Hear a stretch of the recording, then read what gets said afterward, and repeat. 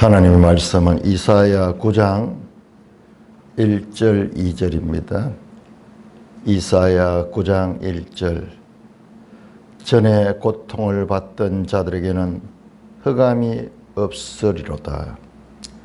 옛적에는 여호와께서 스불론 땅과 납달리 땅이 멸시를 당하게 하셨더니 후에는 해변길과 요단 저쪽 이방의 갈릴리를 영화롭게 하셨느니라. 흑암에 행하던 백성이 큰 빛을 보고 사망의 그늘진 땅에 거주하던 자에게 빛이 비치도다. 오 하나님, 은혜를 감사합니다. 오늘 이사야 9장을 통하여 말씀하시는 하나님의 뜻을 바르게 깨달을 수 있도록 인도하여 주시옵소서. 예수님 이름으로 감사하며 기도드리옵나이다. 아멘. 자, 9장 1절은 히브리 성경에는 여기 8장에 붙습니다. 8장 23절. 우리가 8장 22절을 끝났는데 8장 23절로 이어집니다. 내용을 보면은 흑암과 고통, 흑암, 환난 나오죠. 자, 9장 1절도 같은 내용입니다. 흑암이 없으리로다. 멸시를 당하게 했듯이 영화롭게 했다. 히브리 성경에는 8장과 9장 1절이 연결이 되고 9장 2절이 이제 9장 1절이 되는 그런 이 단락 구성이 되어 있습니다.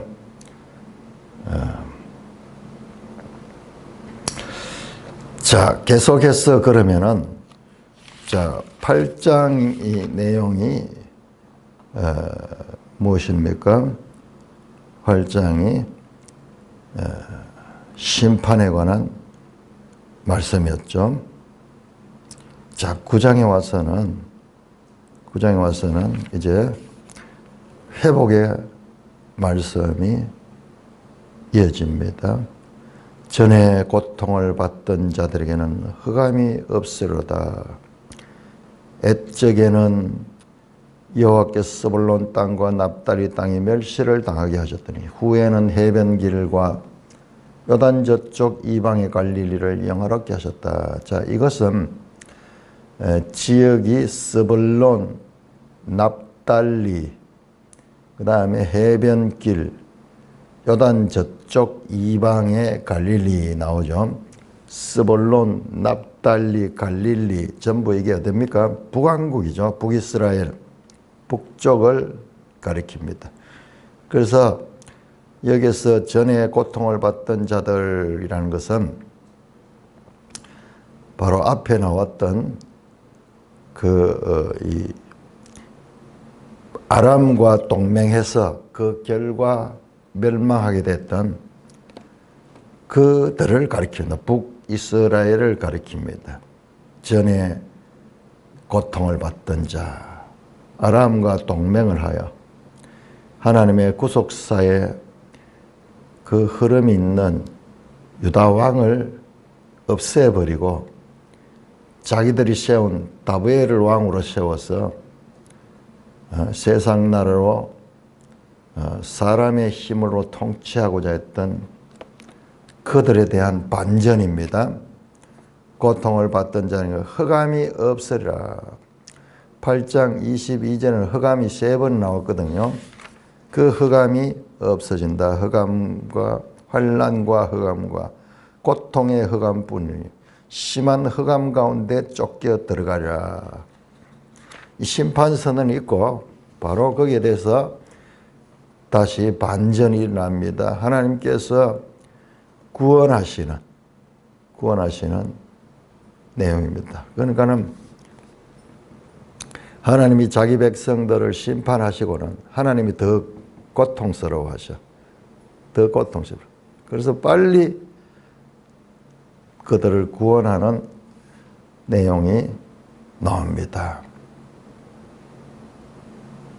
고통의 원인은 흑암이었습니다. 흑암은 죄를 나타내는 죄.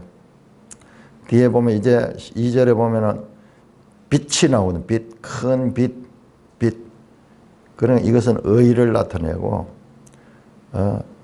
예수님이 참 빛이잖아요. 빛. 죄에서 구원받은 그 백성에 대한 메시지로 나옵니다. 전에는 프로톤, 후에는 애적에는, 후에는, 전에는, 후에는, 이게 신약 성경의 바울 서신에서 아주 많이 나오는 그런 표현이죠.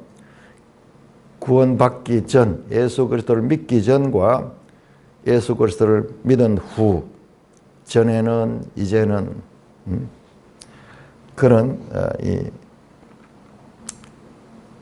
표현들도 이사야에서 나온 거예요. 이사야, 사도 바울이, 특별히 사도 바울이 이사야서를 많이 인용했는데 표현법도 보면은 이사야의 수사적 표현을 많이 닮아 있어요. 그 혹자는 제가 그 바울 서신하면서 이야기를 들었는데 바울이 헬라어에 능통하고 헬라 문화에 능통해서 바울이 로마서 같은 거 아주 논리적이잖아요. 그래서 헬라 수사적 그런 표현을 많이 썼다 그런데 그래서 헬라 수사학적인 표현으로 하나님의 말씀을 기록했다 그렇게 나오는데 그 말은 부분적으로 맞아요. 부분적으로. 그러나 전반적으로 보면은 구약의 선지자들의 수사적 표현을 많이 썼어요. 지금 이것도 보면 전에는 후에는 이와 같이 자 고통받던 자들 하나님의 징계를 받아 흑암 속에 고통 속에 있던 자들에게 그 고통의 원인이 되었던 흑암이 없으리로다. 멀리 가지도 안 하고 한 절 사이에 바로 8장 22절 보세요. 고통의 흑암뿐이라. 심한 흑암 가운데로 쫓겨들어가. 그 고통의 흑암 그 한 절 차인데 하면 시간이 많이 지났어요. 시간이 와요. 예? 심판의 선언이 끝나자마자 회복의 메시지가 지금 선포되고 있습니다. 그러니까 우리가 이걸 보면 하나님이 조울증 같죠. 막 금방 막 화내가지고 막 죽인다 하면서 막 그랬다가 다시 아이고 하면서 살려주고 막 그들 구원해 주니까는 근데 이게 이제 하나님의 심정을 나타내요. 하나님의 심정. 자기 백성들을 징계하시면서도 그 징계가 목적이 아니라 자기 분풀이 하는 것이 아니라 그들을 구원받는 백성으로 만들고자 하나님의 심정. 부모가 자녀를 징계하지만은 그 징계가 그들을 바른 길로 가게 하기 위해서 사실상 때리면서도 부모가 더 아픈 그 어떤 느낌 우리가 여기에서 읽을 수가 있습니다. 흑암이 없으리라. 애적에는 여호와께서 스불론 땅과 납달리 땅을 멸시를 당하게 했더니 이 스불론 땅 납달리 땅은 저 아수르가 와서 정복하고 그 땅에 살던 사람들을 다 포로로 세계 각국에 흩어버렸잖아요.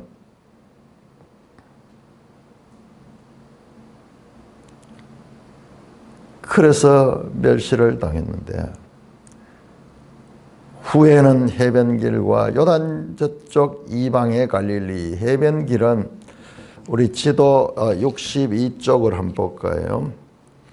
지도 62쪽을 보시면은 해변길이라고 해가지고요. 바닷가에 있는 것이 아니고 자 해변길 보세요. 62쪽에 거기에 작은 지도가 나오죠. 거기에 붉은색 길 요게 국제해안대로 이게 해변길입니다. 그런데 여러분 보세요. 갈릴리 바다 쪽으로 가보세요. 밑에서는 가사부터 해가지고 아스돗 일로는 완전 해변길로 왔어요.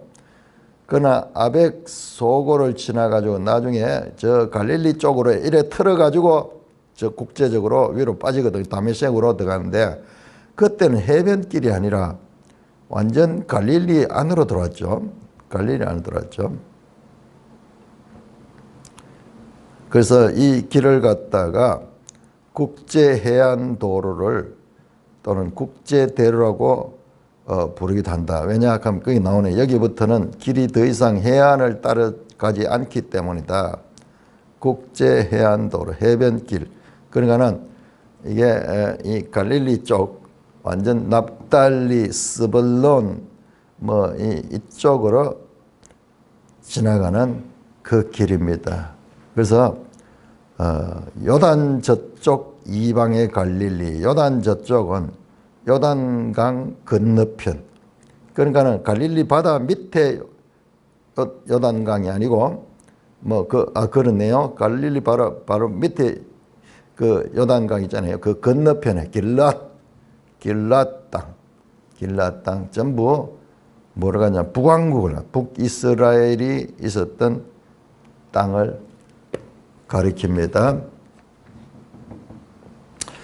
그것을 이제 영화롭게 하셨다. 고통받고 멸시당하고 흑암 속에 있던 그들을 영화롭게 하셨다. 영화롭게 하셨다. 언제 어떻게 영화롭게 했을까요?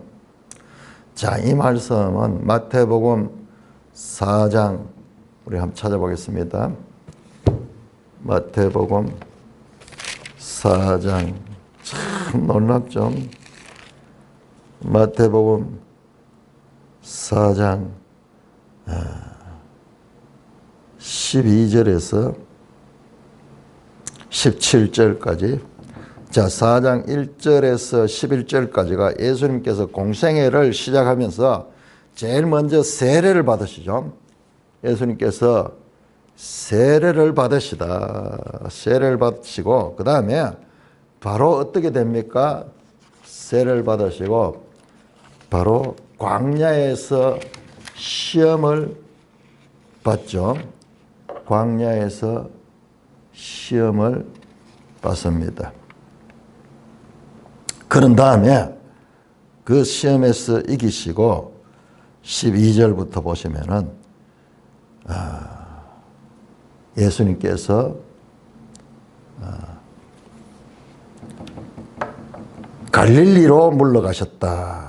이 갈릴리 지역으로 올라갔습니다.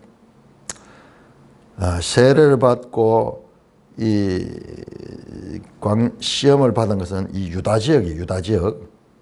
자, 그래서 우리가 예수님의 동선, 성경이 읽어지네 거기 보면은 예수님의 동선에 대해서도 자세히 나누고 있는데 이 의미가 있는 거예요. 그래서 시험도 유다 광야에서 시험을 받았거든요. 그런데 요한이 잡혔다는 소리를 들으시고는 갈릴리로 물러가셨는 거예요. 유다 지역에서 갈릴리로 물러가셨다가 나사렛을 떠나 스불론과 납달리 지경 해변에 있는 가버나움에 가서 사셨다. 오늘 여기 나오는 납달리, 스불론 그 지역으로 갔습니다. 이는 예수님이 그렇게 장소를 이동해서 이 가버나움으로 가셔 사셨던 이유가 뭐냐? 14절에 나옵니다. 이는 선지자 이사야를 통하여 하신 말씀을 이루려 하심이라. 무슨 말씀? 방금 나왔던 이 9장 1절 말씀. 스불론 땅과 납달리 땅과 요단강 건너 해변길에 있는 이방의 갈릴리여, 흑암에 앉은 백성이 큰 빛을 보았고 사망의 땅과 그늘에 앉은 자들에게 빛이 비춰졌도다 하였도다. 지금 이것이 예수님을 통해서 지금 성취되는 거예요. 이 이방의 갈릴리, 이 땅이 버림받은 땅처럼 그렇게 멸시를 당했는데 예수님이 가심으로 말미암아 큰 빛이 거기에 비쳤습니다. 요한복음 1장 예수님을 참 빛, 이 세상의 빛, 요한복음에서는 말씀하죠. 그 빛이 그늘진 땅에 거주하던 자들에게 비쳤다. 사망의 딸과 그늘에 앉은 자에게 비쳤다. 이때부터 예수께서 비로소 전파에 이르시되 회개하라 천국이 가까웠느니라.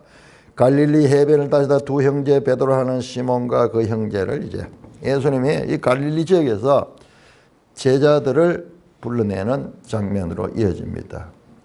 이게 지금 뭐냐?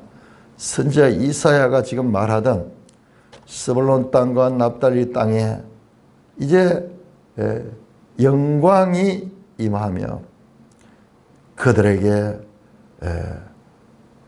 큰 빛이 임하는 장면을 말씀하고 있습니다. 그러니까 이게 메시아에 대한 예언이야, 이게. 예. 누가 알겠어요? 아무도 모르지만 마태는 그렇게 기록해요. 이 말씀이 성취된다, 성취된 것이다. 그래서 예수님이 갈릴리 여러 지역을 다니면서 갈릴리에서 사역을 하시죠. 예수님 사역은 갈릴리에서 사역하시다가 다시 유다 지역으로 갔다가 다시 이제 갈릴리로 갔다 이걸 반복을 하시는데 자, 이 갈릴리를 또 왜 또 이방의 갈릴리를 영화롭게 하셨는가? 이방의 갈릴리라 했는데 BC 722년 북왕국의 살만 에셀에 의해서 이 북이스라엘이 멸망했죠. 그때 이후로 그 아수르의 정복 정책은 아주 특이하고 악랄합니다. 그냥 그 살던 주민들을 다 딴 데로 옮겨버려. 그리고 그 땅에다가 다른 민족들을 갖다 심어버려.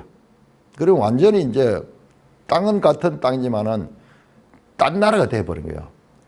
계속 그 민족이 살고 있으면 어떡합니까? 계속 자기들 정체성을 찾으려고 하고 독립운동을 벌이고 뭐 그러겠죠. 그러니까 아예 이 사람들을 다 딴 데로 옮겨버려. 그리고는 그쪽에다 다른 나라 사람들을 갖다 심어버려요. 그러면은 완전히 딴 나라가 되어버리죠. 그래서 이방의 갈릴리, 이 갈릴리 지역에는 이방인들이 많이 살았는 거예요. 뿐만 아니라 우리 신약 성경에 보면 사마리아가 바로 이 지역이에요. 사마리아가 북이스라엘의 수도였잖아요. 그래서 이 유대인들은 사마리아를 꺼려 하잖아요. 사마리아를 싫어하고. 나사렛에서 무슨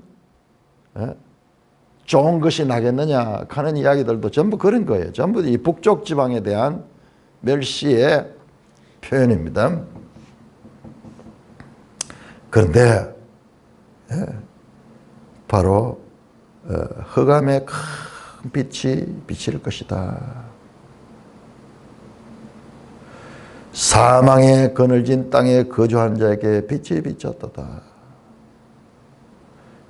예수 그리스도를 통한 구원의 메시지가 이사야의 속에서 지금 나타나고 있습니다. 그래서 예수님께서 구약 성경을 들고 이 성경이 내게 대하여 기록했다 하는 말씀이 바로 이런 것을 포함합니다.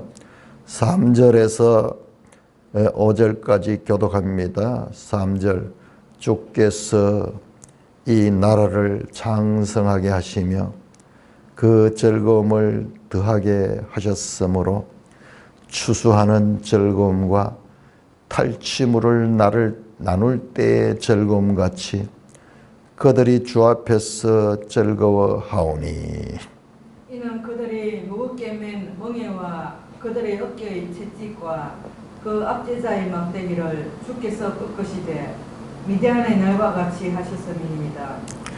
의지르이 싸우는 군인들의 신과 피 묻은 그 도시 불의 섭같이 살라지리니. 자, 그래서 주께서 이 나라를 창성하게 하신다. 어떤 나라입니까? 저 북이스라엘 완전히 망했던 그 나라. 누가? 주께서, 하나님이 단독적으로 하시는 일입니다. 어떻게 그 나라를 다시 창성하게 회복하냐.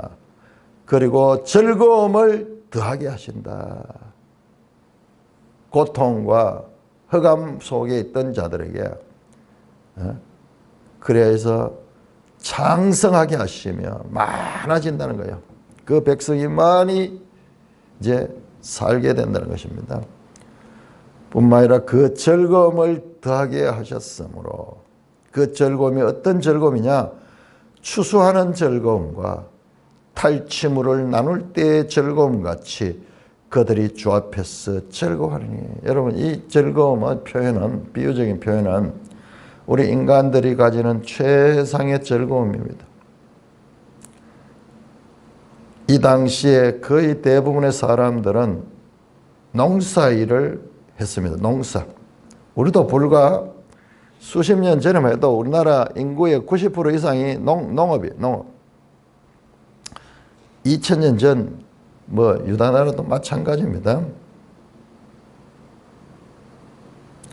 그래서 봄에 씨를 뿌리고 밭을 갈고 1년 내내 수고를 해가지고 우리로 치는 가을의 추수를 하죠. 가을의 추수. 이스라엘은 우리하고 좀 달라요. 봄의 추수, 봄에. 자관 추수할 때의 그 즐거움. 1년 모든 노동과 수고했는 것에 대한 보상이죠. 보상. 그럴 때 즐거움. 요즘 치면은 한 달 내내 일하고 월급날 만족스러운 월급을 받을 적에 자기 노동했는 것에 대한 정당한 보상으로서 그 월급을 받을 적에 얼마나 기쁩니까? 인간이 누릴 수 있는 최상의 기쁨 뿐만 아니라 또한 탈취물을 나눌 때의 즐거움 같이. 이건 뭐냐 그러면은 이건 전쟁입니다. 군사 전쟁. 하나는 농사 비우고 하나는 군대 전쟁, 군사들. 전쟁은 목숨 걸고 싸우잖아요. 근데 거기서 승리했으니까는, 승리하면 어떻게 합니까? 자기들의 싸웠던 그 적국의 재산들을 다 탈취할 수 있는 거예요. 탈취할 수 있는. 노력하다, 약탈하다, 앞에 나왔던 마헬살랄 하스바스, 약탈당하고 노력당할 것이다. 전쟁을 나타내는 거예요. 전쟁. 이것도 전쟁에 그 승리했기 때문에 탈취물을 나누는 승리를 가리킨 거죠. 그들이 주 앞에서 즐거워한다. 그 흑암과 고통 속에 있는 자들이 하나님께서 그들에게 구원의 은혜를 베풀어 주니까는 큰 기쁨과 즐거움 속에 만족하는 장면이 납니다. 이는 왜 그렇게 즐거워하는가? 이는 그들이 무겁게 맨 멍에와 그들의 어깨의 채찍과 그 압제자의 막대기를 주께서 꺾으셨기 때문이다. 그들의 무겁게 맨 멍에. 이 멍에는 짐승들, 가축들 일시키기 위해서 그렇게 매는 거죠. 그 멍에, 그 어깨의 채찍, 채찍으로 막 강제 노동을 하고 막 이럴 적에 당하는 그 채찍과 압제자의 막대기를 노예처럼 부리면서 감시하고 있다가 조금 쉬려고 하거나 조금 힘들어 하면서 이런 사람들이 와가지고 채찍을 치고 또는 막대기로 때리면서 노역을 시키는 그 고통에서 그 압제자의 막대기를 주께서 꺾으셨다. 하나님이 꺾으십니다. 하나님 꺾으십니다. 어떻게? 미디안의 날과 같이 하셨습니다. 미디안의 날과 같이 하셨다. 자, 이 미디안의 날은 몇 번 나오는데 이 사사기 6장 7장에 나오는 내용의 기드온 시대에 미디안의 날 하나님께서 사사 기드온을 택하셔서 미디안의 압제로부터 이스라엘을 구원하신 사건을 뜻합니다. 사사기 6장에서 7장. 그때 기드온 300용사로서 수많은 용사들 다 버리고 딱 300명을 가지고 미디안 대군을 물리치거든요. 이건 아주 중요한 사건입니다. 왜냐? 그러면 이 전쟁은 하나님께 속한 것이다 라는 것을 알리는 하나의 대표적인 사례입니다. 뒤에 또 나옵니다, 이게. 그래서 미디안의 날과 같이, 미디안의 날은요, 그 군사들의 능력이 아니야. 하나님의 방법으로, 하나님이 하는 대로 일부러 많은 군사를 다 돌려보냅니다. 다 돌려보내고 300명으로 결과적으로 미디안이 자중질환이 일어나서 망하도록 하는 하나님의 전쟁입니다.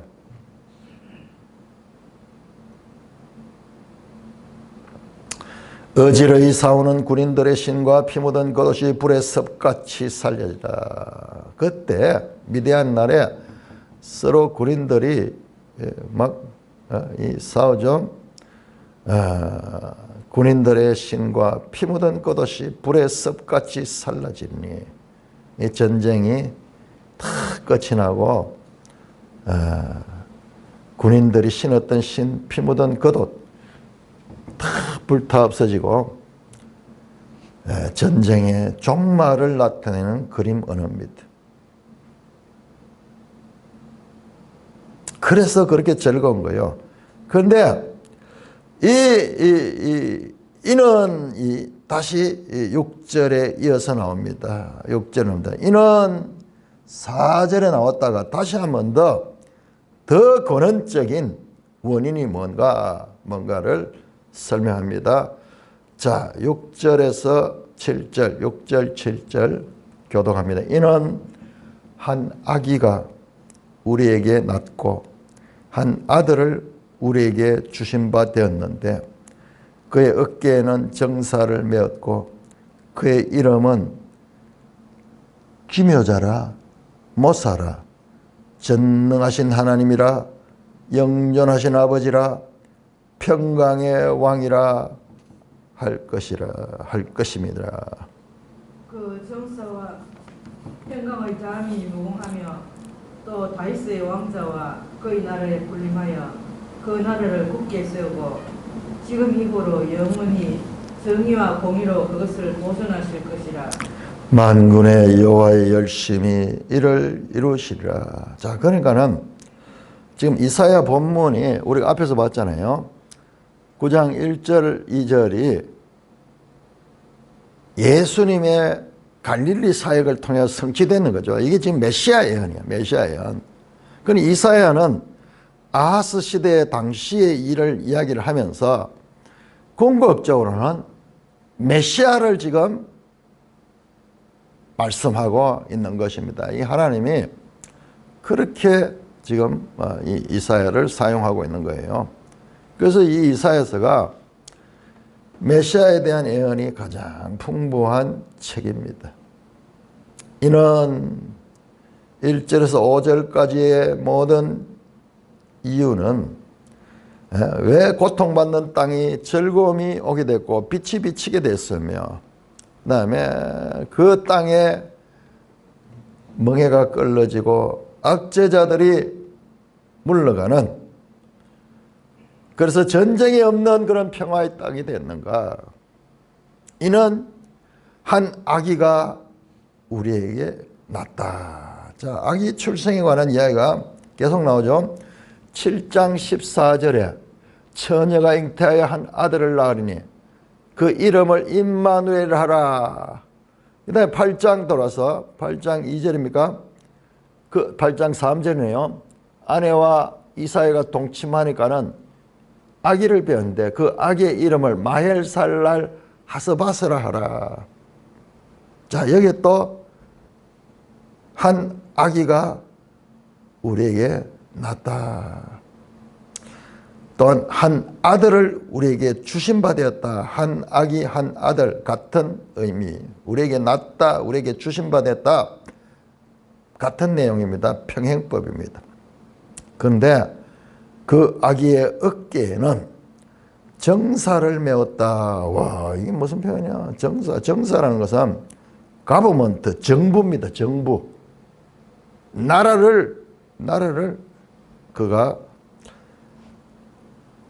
정사를 어깨에 메었고, 그의 이름은, 그 아기의 이름이 기묘라 모사라. 이거는 조금 번역이 잘못돼서 기묘한 모사라.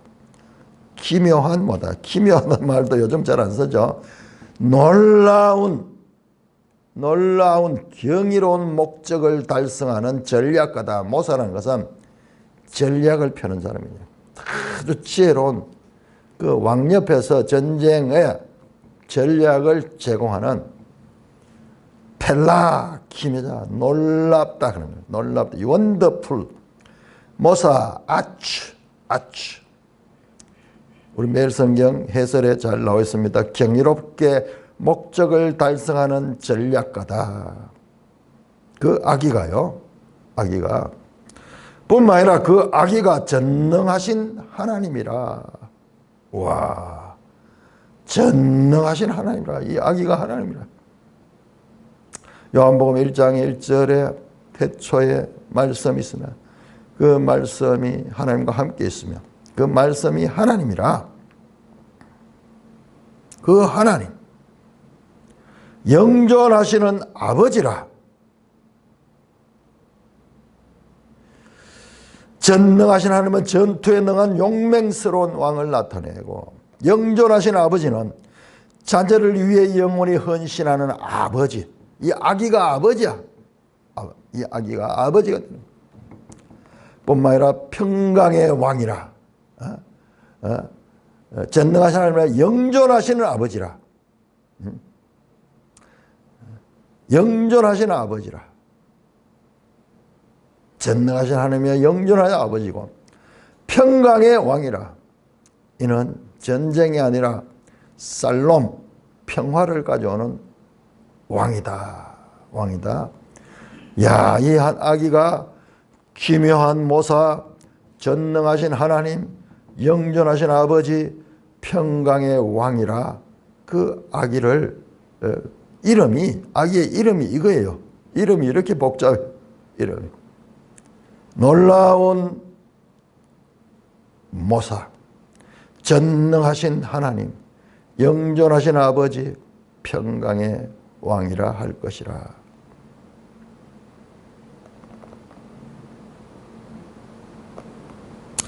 이 이름 속에 하나님의 공의롭고 정의로운 통치가 그 평강의 왕을 통해 구현될 것입니다.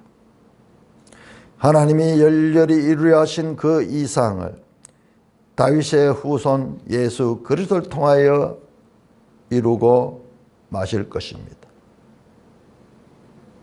이 약속은 히스기야 왕과 그 다음에 그 후에 나오는 요시야 왕을 통해 부분적으로 다윗의 왕위에서 이런 인물이 나왔지만은, 그러나 한 아기의 모습으로 이 세상을 주신 예수님 안에서 온전하게 성취됩니다. 그러니까 이게 지금 전부 9장 1절 7절이 예수님에 대한 메시아 예언이라는 것을 알 수가 있습니다.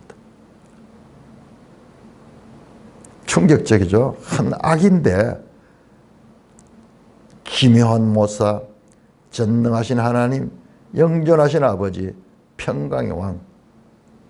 7절입니다. 그 정사와 평강의 더함은, 그 정사, 평강, 그게 평화로운 나라인 거예요. 평화로운 나라. 무궁하며, 그것이 일시적이 아니라 무궁하며, 유다 역사에서 평화의 시대도 있지만 많은 전쟁의 시대가 끊임없이 이게 왔다 갔다 했잖아요. 그러나 이 정사와 평강은 무궁한 것이라. 또 다윗의 왕자와 그의 나라에 군림하여 그 나라를 굳게 세울 것이다. 다윗의 왕자, 사무엘하 7장 12절 16절 나오는 영원한 왕이, 뺏기지 아니하는 그 왕이, 그 다윗의 왕자에 군림한다, 통치하는 거죠. 그 나라를 굳게 세우고, 그 나라를 굳게 세우고 지금 이후로 영원히 정의와 공의로 그것을 보존하실 것이다. 그 나라를 보존하겠다. 만군의 여호와의 열심히 이를 이루시라. 자, 이 일이요, 전부 다 3절에도 주께서, 그리고 4절 중간에도 주께서 꺾으시고, 그 다음에 7절에서 최종적으로 이 모든 일들 만군의 여호와의 열심히 이를 이루실 것이다. 자, 여호와의 열심 갈 때 이 열심은 카나라는 건데 이게 아주 많이 나옵니다. 여기 카나가 바로 출애굽기 20장에 하나님께서 우상을 만들지 마라. 나 여호와는 질투하는 하나님이라 그랬을 때 요 카나입니다. 카나. 열정이라고도 번역되고 열심, 질투 전혀 다른 의미 같잖아요. 그런데 이게 어떻게 한다는가? 여러분, 질투하지 않는 것은요, 사랑하지 않기 때문에 그런 거예요. 정말 내가 사랑한 사람이 떠나간다 그러면은, 다른 사람에게 간다 그러면은 질투가 나야 되는 거예요. 질투가 나요. 그런데 뭐 다른 사람 가는 거 잘 됐다, 빠이빠이, 이거는 사랑하지 않았기 때문에 그래요. 만군의 여호와의 열심히 일을 이룬다. 반드시 하나님이 이루실 것을 말씀합니다. 악의로우신 전능하신 기묘한 모사, 전능하신 하나님, 영존하신 아버지, 평강의 왕. 그분은 평강이 없던 세상의 고아가 아닌 하나님의 아들들에게 공급해 주시는 아버지로 흑암, 즉 죄를 제거하시고 백성들을 빛 가운데로 이끌어내실 예수 그리스도의 출현을 예고하는 내용이다. 이렇게, 그래서 이사야를 제5복음서라고 하잖아요. 복음서에 나오는 내용이 여기에 지금 다 나타나면서